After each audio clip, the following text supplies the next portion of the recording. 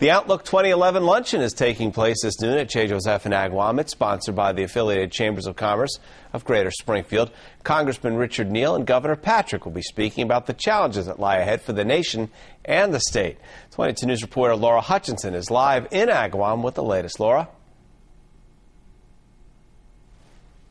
The economy will be turning around in 2011, and in order for that to happen, obviously lawmakers and business leaders certainly need to be on the same page, and that's exactly what we have going on here today.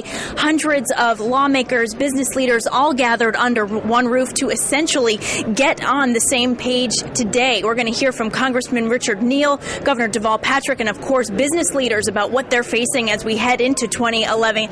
Joining us right now actually is Congressman Richard Neal. Congressman, thank you so much for joining us. Glad to be with you, Laura. Yeah, thank you. So what exactly are you going to be able to offer businesses here? Hoping to hear certainly what's going on the federal level. Well, you certainly can offer projections based upon what the economy will look like during the years 2011 and 2012. And at the same time, remind people that we're subject to the vagaries of the marketplace, including the events in the Middle East, even as we meet. And while I think that certainly things are getting better on the margins, unemployment has come down to 9%, which is still too high.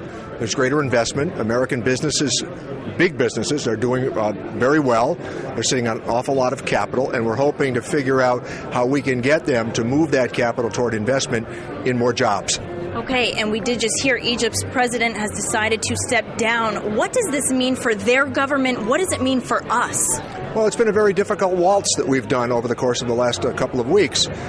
On one hand, the United States wants to be seen correctly as nurturing the voices of dissent and moving them toward democracy, and at the same time mindful of the fact that we don't want to be perceived as having imposed a solution. That would only unsettle events.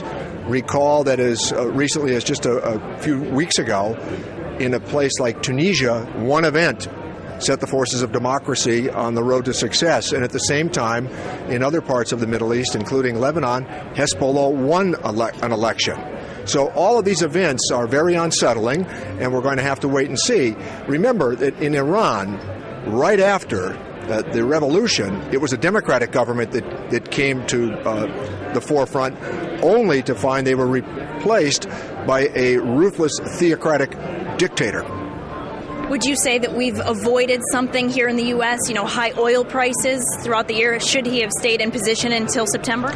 Well, Egypt in and of itself is not a great or big producer of oil, but they're the largest country in the Arab world.